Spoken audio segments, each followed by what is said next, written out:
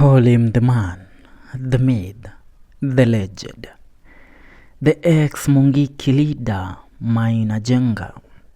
He once told you, when you hear they don't mention my name in the books of history and how I rescued the people of MT.KENYA and the people of the Kikuyu nation from being used and being terrorized by those that purported to lead in the right direction, then it's because they don't want history to remember me. But allow us, who have known Maina Njenga for a true leader that he has been, apart from being linked to Mungiki, seeing his glory while he is still alive. Maina Njenga was born on January 2nd, 1969. He was the fourth-born child and second son to Kamunya Njoroge, a chief at Kericho Tea Hotel.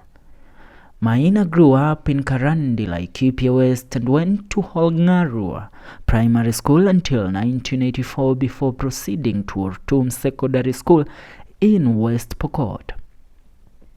But while in Form 3 and happy with the school, he forged his transfer letter to Jomo Kenyatta High School in Nakuru. According to him, and of course uncorroborated, one afternoon in class, a white dove, like the ones mentioned in the Bible during the baptism of Jesus Christ, flew in and perched on Njenga's head. He tried to chase it away, but it came back 3 times. Njenga started behaving strangely. He would assemble students and read to them imaginary news shortly before 1 p.m. Surprisingly, the real news bulletin from Nairobi would have the same content as his.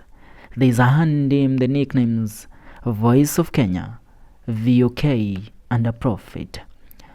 On December 4th, 1987, he claims he was abducted by a hand which pulled him through the thatched roof of his hut and was taken to heaven. He died and burial plans were arranged. 3 days later, when he was supposed to be buried, a bright light came from the skies, opened his coffin and stood up. But he says msiniulize maswali cause hata mimi sielewi. But since he is a pastor, let us blindly believe everything because it is written, do not touch my anointed. It is hard to quantify how much Maina Njenga is worthy. He is on record telling Kenyans he used to earn and taxed salary of Kenya shilling 1 million a month, plus other gifts from politicians who would visit him at night.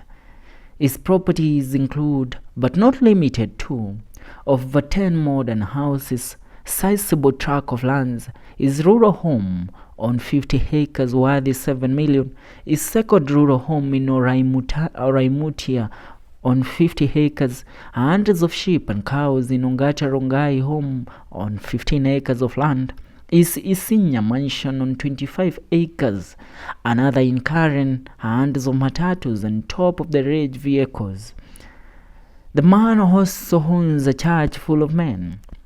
The mother of all his property investment is a 8-bedroom home on 30 acres of land in Kitengela. Maina Njenga is from a humble background and average education who rose to become the leader of a murderous sect believed to be behind the beheading of hundreds of Kenyans who went against Mungiki.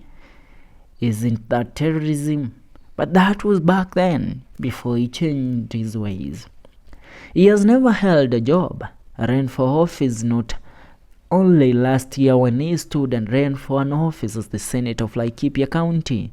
He has never won a lottery, but he has been a good friend to former and late President Daniel Toroitich Arap Moi, Raila Odinga, Margaret Wanjiru, with Kamlesh Patin.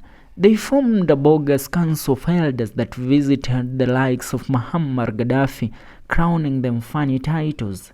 Muammar Gaddafi was the former president of Libya who was assassinated during the Libya liberation. When NAC came to power in 2003, have you forgotten the claims that the previous government had assigned military vehicles to Mungiki? Do you remember that? Following the Madeira massacre, Njenga held was held at Kengongo prison, but had a secret card up his sleeve: blackmail. Through his lawyers, Paul Mwite, he threatened to name all the politicians and rich men who were friends of Mungiki. Miraculously, the state withdrew all charges. In case you forgot, it was the same day Chol Modele of Delamere was released. Njenga was driven to Jesus' Alive Ministries, where he got saved from I don't know what. I remember a Gado cartoon of the bishop telling the dreadlocked drug-taking new members that the offerings remained at a charge. Remember, he had at one point become a Muslim alongside his cousin, former Mungiki leader and now a pastor, Dura Warwinge. His wife was killed by Kwekwe and her body was left lying in a mortuary waiting for him to be released in 2009.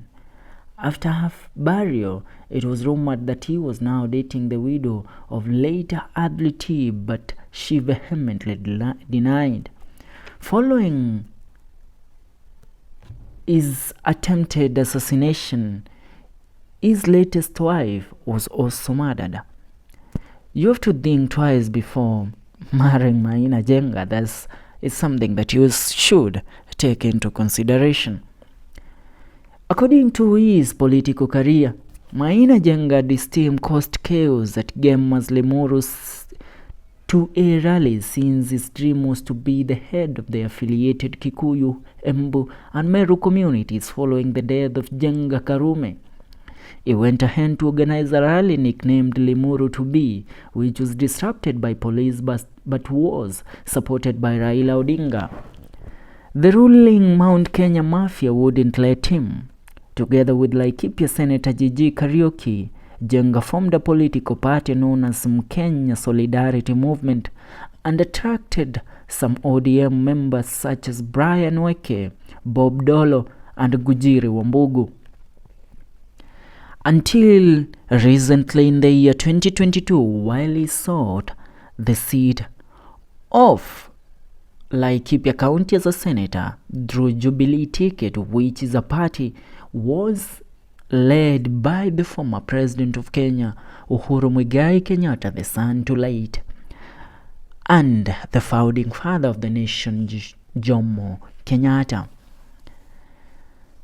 Maina's church was closed down. Armed police officers closed down the church in Kitengela associated with Maina Njenga, citing security concerns. More than 100 worshippers who had turned up at the Hope International Ministries Church were requested to leave by a contingent of armed officers. The officers drawn from Isinya district arrived at the church a few minutes past 9 a.m. and asked the faithful to leave. Njenga's home is still under the guard of 10 armed officers. Authorities then cited intelligence report that Masai Morans planned to attack worshippers. This came a day after authorities stopped the burial of Njenga's wife then at his home in Kitengela and escorted him under heavy security to avert confrontation with members of Masai community. Although the worshippers complied with the order, some questioned the motive. I had come for a church service as usual and did not expect to be barred from the place. I am aware that there is a function currently tussling with our Bishop Maina, but I don't see its relation to the church. Maina mostly is referred as the chairman by the youths of the Mount Kenya region. Now, addressing journalists, Kajiado County Deputy then Commander Joel Langat cited intelligence reports warning of violence. We have assessed the situation then. That is a situation that was curbed and Maina's wife was laid to rest. That was the daughter to the legendary Kikuyu and Kegosho artist, Mama Elizabeth Nyambere. Now, Maina's Njenga attack. Mungiki leader was riddled with 25 bullets on his car, while then Interior Cabinet Secretary Joseph Olelenko quickly denied that police were involved. Maina has been adamant that the attempted murder was executed by police officers. Olelenku insisted and instead blamed fighting Mungiki for the gun attack, as authorities named those who were killed. Now, today being on 12th of May 2023, Maina Njenga's homes, both in Lavington and Karen, Nairobi, were raided by police officers after yesterday attended a memorial ceremony of the late Mau Mau heroine Kimathi wa Kirema, the wife to late freedom fighter Dedan Kimathi. This is the story of the liberator of the Kikuyu community, chairman, the myth, the man, the legend, Maina Njenga himself. Subscribe to FM African Documentary for more of this. See you in the next one. My name is Felix Manda.